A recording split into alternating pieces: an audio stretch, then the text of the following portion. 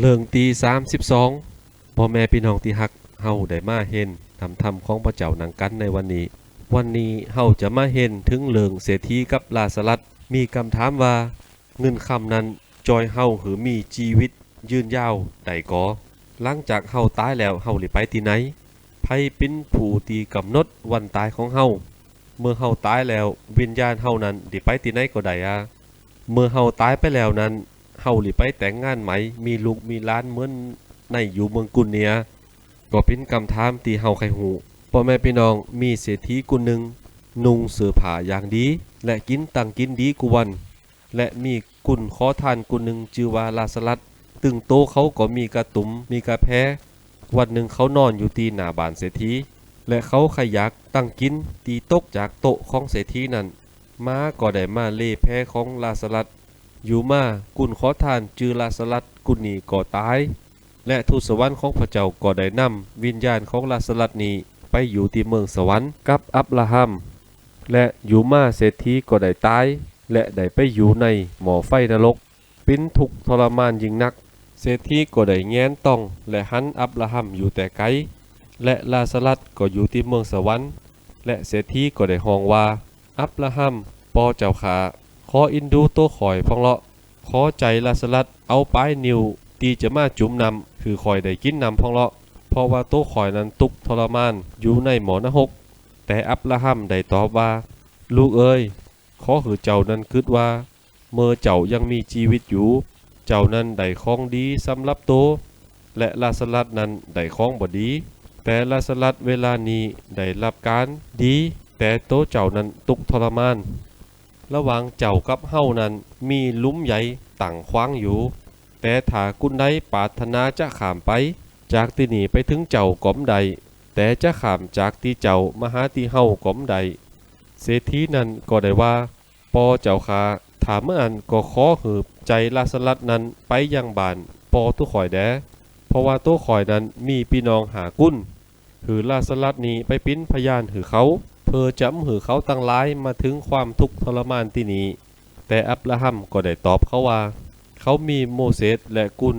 เผยพระวจนะพระธรรมพระเจ้าแล้วขอหือเขาฟังกุนเหล่านั้นเลาะเศรษฐีกุนนั้นก็ได้ว่าได้แต่ขอกุนหนึ่งจากหมู่กุนตายนี้ถ้าไปบอกเขาตั้งหลายก็จะได้กลับใจไหมอับราฮัมก็ได้ตอบเขาว่า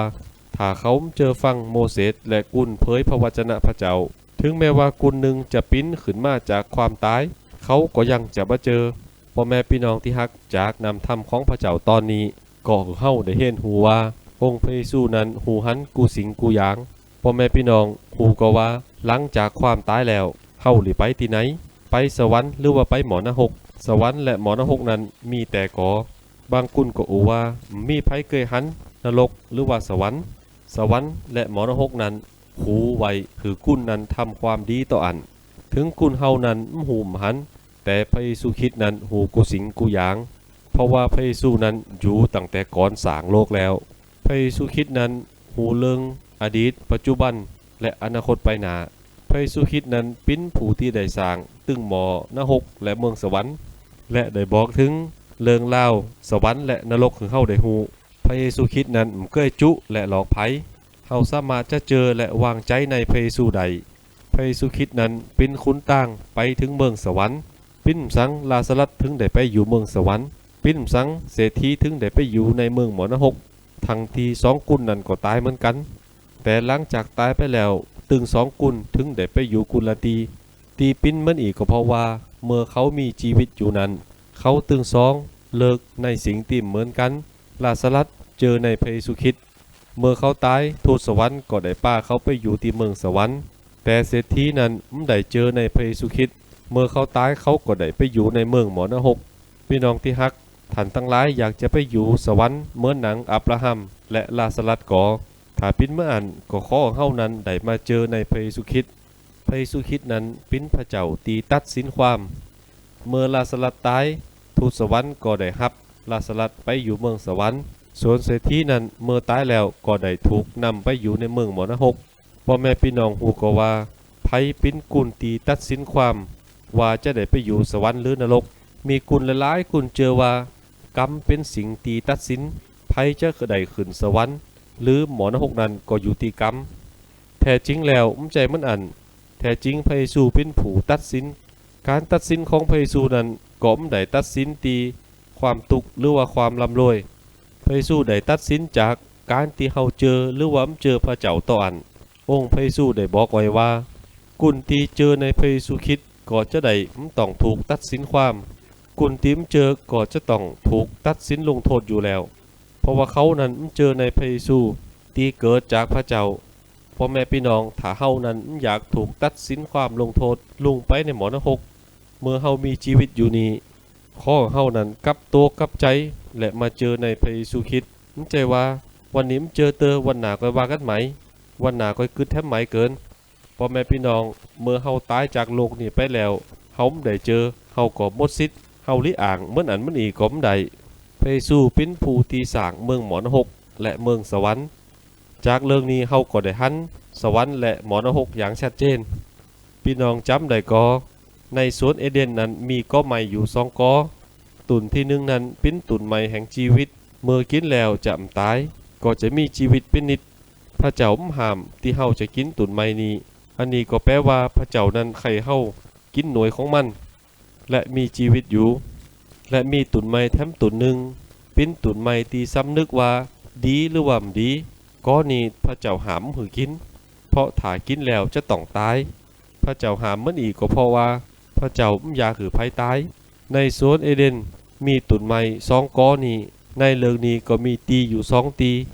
มีสวรรค์และมีหมอนรกพระเจ้าได้ถึงเฮาหูถึงเมืองสวรรค์และเมืองนรกเพราะว่าพระเจ้าได้ฮักเฮาพระเจ้าอยากให้เฮานั้นไปอยู่เมืองหมอนรกแต่พระเจ้าให้เฮานั้นไปอยู่กับพระองค์ที่เมืองสวรรค์พระเจ้านั้นได้บอกล่วงหน้าแก่เฮาเพราะฉะนั้นเฮาก็จะต้องเลือกว่าเฮาอยากอยู่ที่ไหนเมื่อเฮายังมีชีวิตอยู่ในโลกนี้เฮาก็มีโอกาสที่จะตัดสินใจ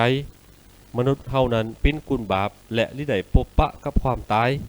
ในโลกนี้ไม่ว่าจะเป็นเศรษฐีหรือกุลยากจนกุลหนุ่มหรือกุลเฒ่าหรือว่าละอ่อนน้อยไม่ว่ากุลชายหรือว่าแม่หญิงก็มีภัยสักกุลหนึ่งที่จะปุ่นจากความตายปิ้นสังเฮาจะต้องตายที่เฮาจะต้องตายก็เพราะว่าอาดัมและเอวานั้นเขาเจอพระเจ้าไปกินหน่วยใหม่ที่พระเจ้าได้ห้ามไว้ที่พระเจ้าได้บอกว่าถ้าเจ้ากินวันไหนเจ้าก็จะได้ตายในวันนั้นจากวันนั้นความตายก็ได้สืบเจอคือมาถึงเฮากูวันนี้เศรษฐีและลาสลัดก็เป็นลูกหลานของอาดัมและเอวา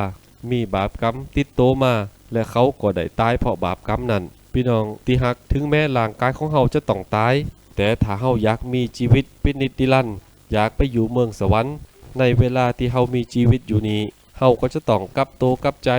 สารภาพความผิดบาปของเฮาเจอและวางใจในองค์พระเยซูคริสต์เพียงผู้เดียวต่ออันพระเยซูคริสต์สามารถชำระบาปผิดของเฮาและโจเฮาไปอยู่เมืองสวรรค์ใดคุณเฮาจะต้องเจอพระเยซูและทำตามพระคำของพระเจ้าจึงจะเป็นตีพอพระทัยของพระเจ้าใดพ่อแม่พี่น้องได้ฟังก็ว่าอับราฮัมและเศรษฐีได้อู่ถึงเลิงสังเศรษฐีได้ขอรอคืออับราฮัมคือลาสลัดนั้นฟื้นขึ้นมาและไปบอกญาติพี่น้องเพราะว่าเศรษฐีนั้นไม่เคยหือพี่น้องของเขานั้นต้องมาทุกข์ทรมานเหมือนตัวเขาที่อยู่ในหมอนรกอับราฮัมก็ได้ตอบเขาว่าเขามีโมเสสและกุลสอนนำธรรมของพระเจ้าอยู่แล้วขอคือเขาได้ฟังกุลเหล่านั้นเลาะและเศรษฐีก็ได้บอกว่าแต่ถ้ามีกุลตายกุลหนึ่งได้ปอกไปหาเขาก็อาจจะกลับใจไหมอับราฮัมก็ได้ตอบเขาว่าถ้าเขาแหลมฟังโมเสสและกุลสอนพระคัมภีร์แม่กุลหนึ่งจะปิ้นขึ้นมาจากความตายเขาก็มเจอพ่อแม่พี่น้องวันนี้เฮามีพระคัมภีร์ของพระเจ้าพระคัมภีร์ของพระเจ้าก็เป็นพยานถึงเรื่องของพระเจ้าอยู่แล้วพระคัมภีร์ก็ได้ปูถึงเรื่องพระเยซูคริสต์และยิ่งไปกว่านั้นกูยุคกูสมัยพระเจ้าก็ได้ใจกุลเผยพระวจนะของพระเจ้ามาเป็นพยานถึงเรื่องขององค์พระเยซูคริสต์เพราะฉะนั้นก็จำเป็นที่จะต้องหือมีกุลตายแล้วฟื้นขึ้นมาบอกถึงเรื่องราวของพระเยซูคริสต์ถ้าเฮาได้ยินข่าวดีข่าวของพระเยซูคริสต์ก็ขอเฮานั้นฝ่าวมาเจอในพระเยซูอันนี้เป็นวิธีที่ดีที่พระเจ้าได้เปิดเผยทางพระคัมภีร์ของพระเจ้าหลังจากเฮาตายไปแล้วก็จะบ่มีการทำงานหรือการแต่งงานเหมือนคำถามที่เฮาได้ถามกันมาตั้งแต่ตุนเมื่อเฮาตายไปแล้วก็จะบ่มีการกินแขกแต่งงานทำงานเหมือนในโลกนี้แล้วเรื่องนี้เฮาได้หันว่าไม่ว่าจะเป็นกุลตกเศรษฐีหรือว่าลาสลัดก็บ่มีการเฮ็ดสังที่เมืองสวรรค์แถม เฮาก็หันว่าเขามีอิสระในการที่จะไปที่ไหนอยู่ที่เมืองสวรรค์ก็จะมีความสุขอยู่ที่หันตลอดไปเป็นนิดแต่ถ้าอยู่ในเมืองหมอนรกก็จะได้ตกหม้อไฟนรกอยู่ที่หันตลอดไปเหมือนกันเฮาก็สามารถจะเอาสิ่งของสังเข้าไปในที่หันใดเฮาได้เกิดออกมาจากตองแม่ซื่อๆเฮาก็ได้ปอกไปโดยโตเปล่าเหมือนอันในโลกเฮานี้มีกุนตึงมังมีและกุนยากจนอยู่ด้วยกันกุนมีเงินก็อยู่อย่างสุขสบายส่วนกุนตกก็อยู่โดยความยากลำบากแต่สิ่งที่แตกต่างกันก็คือก็มีความตายที่ทุกคนจะต้องพบปะเหมือนกันความตายนั้นไม่ได้เลิกเฉพาะกุนมังมีหรือว่ากุนรวยหรือว่ากุนตกยากสิ่งที่อยากจะเตือนสติเฮาตั้งหลายกุนก็คือถ้าเฮาเป็นกุนมังมีเฮาก็ต้องโอ้อวดถึงความมังมีของเฮาเพราะว่าเงินคำเหล่านั้นก็จอยชีวิตเฮาสังใดเมื่อเฮาได้ตายไปแล้วแต่ว่าถ้าเฮาเป็นกุนยากจนเฮาก็ต้องน้อยอกน้อยใจที่เกิดมาเป็นกุนตุกยากเพราะว่าเฮาอยู่ในโลกนี้ก็หึงต่อฮื้อว่ามังมีหรือว่ายากจนเมื่อถึงเวลาเฮาก็จะต้องละแฟตทุกสิ่งทุกอย่างที่เป็นสิ่งของในโลกนี้สิ่งที่สำคัญที่สุดก็คือเฮาได้มีองค์พระเยซูเป็นพระเจ้าในชีวิตของเฮาถึงแม้ว่าอยู่ในโลกนี้เฮาเป็นกุนยากจนเฮาก็สามารถเป็นกุนมังมีในแผ่นดินของพระเจ้าใดถ้าเฮาเจอและรับใจพระองค์เฮาก็จะได้พระพรของพระเจ้าในชีวิตของเฮาลูกศิษย์ของพระเจ้ากุนก็มีหน้าที่ในการประกาศข่าวประเสริฐของพระเจ้าจากเรื่องนี้เศรษฐีได้บอกว่าพ่อเจ้าข้าคือท่านใจลาสลัดไปยังบ้านปอของข่อยไปจอยครอบโคตู้ข่อยพองเพราะตู้ข่อยนั้นมีครอบโคกุนตึงมดอยู่หากุนคือลาสลัดปิ้นพยานแก่เขาเพื่อว่าเขานั้นจะได้มาถึงเพื่อว่าเขานั้นจะบ่ได้มาถึงตีทรมานที่นี้แต่อับราฮัมก็ได้ตอบเขาว่าเขามีโมเสสและกุนรับใจของพระเจ้าอยู่แล้วขอคือเขาฟังกุนเหล่านั้นเลาะจากกำอู่ของเศรษฐีนี้ถ้าเขาสามารถบอกเรื่องเล่าต่างๆกับกุนที่ยังมีชีวิตอยู่ใดเขาก็อยากจะบอกเรื่องตึงมดหรือพี่น้องของเขาได้ฟังคือพี่น้องพ่อแม่เขานั้นมาเจอในพระเยซูแต่ตัวเขานั้นมีโอกาสที่จะเฮ็ดเหมือนอันใดแล้วและยิ่งไปกว่านั้นเมื่อเขาตายไปแล้วพระเจ้าก็บ่ได้อนุญาตให้เขานั้นปิ้นขึ้นมาจากความตายเพื่อจะมาบอกข่าวดีขององค์พระเยซูคริสต์เพราะฉะนั้นเฮาต้องถากุนที่ตายไปแล้วนั้นบอกมาอู่ถึงข่าวประเสริฐของพระเยซูคริสต์แต่ในฐานะที่เฮาเจอและวางใจในพระเยซูคริสต์คือเฮานั้นไปบอกข่าวดีของพระเยซูคือกุนตั้งหลายนั้นมาเจอในพระเยซูเฮาก็จะต้องนักแน่นและมั่นคงที่ได้เป็นลูกศิษย์ของพระเยซูและกุนตั้งหลายที่ได้ยินเรื่องนำธรรมของพระเจ้าแล้วขอหือเฝ้ากับเหนือกับโตกับใจมาเจอพระเจ้าพิมานสตาร์นั้นหือกุนวางแผนเฉพาะปัจจุบันนี้หือกุนเฮานั้นได้กึดถึงชีวิตหลังความตายพิมานสตาร์นั้นได้หือของดีก่อนและสิ่งดีนั้นเอาไว้ทีหลังถ้าเฮาได้พอในความคิดของคุณเศรษฐีกุนนี้ก็ได้ประสบความสำเร็จในชีวิตกุนหนึ่งเพราะว่าเขานั้นมีความเป็นอยู่ที่ดีตัวเศรษฐีนั้นก็มุ่งเสาะหาเงินคำในโลกนี้แต่น่าเสียดายที่เขานั้นบ่ได้วางแผนชีวิตหลังจากเขาตายไปแล้วซึ่งเป็นสิ่งที่สำคัญที่สุดเขามีความสุขสบายอยู่ในโลกนี้แต่น่าเสียดายเมื่อเขาตายไปแล้วเขาต้องทุกข์ทรมานอยู่ในหม้อไฟนรกขอให้พี่น้องต้องไปลงกลของพิมานซาตานขอเฮานั้นวางแผนชีวิตหลังจากเฮาตายไปแล้วเฮาอยากจะอยู่ในหม้อนรกเหมือนเศรษฐีหรือว่าเหมือนลาสลัสที่ตายไปแล้วได้ไปอยู่เมืองฟ้าสวรรค์ก็อยู่ที่โตเฮาจะตัดสินใจเลิกเอาพระเจ้าคือโอกาสกุนเฮากุนเมื่อเฮาจากโลกนี้ไปเมื่อถึงเวลาแล้วเฮาอาจจะคิดว่าจาดหน้าของเฮาปิ้นมันอันมันอีกุนเฮานั้นมีเพียงจาดเดียวมั่นใจว่าเวียนว่ายตายเกิดอยู่มั่นใจพี่น้องเมื่อเฮาตายแล้วก็แล้วไปรอแต่พระเจ้าตัดสินความวันไหมก็จะได้มาเห็นนำธรรมของพระเจ้าดังกันแท้ม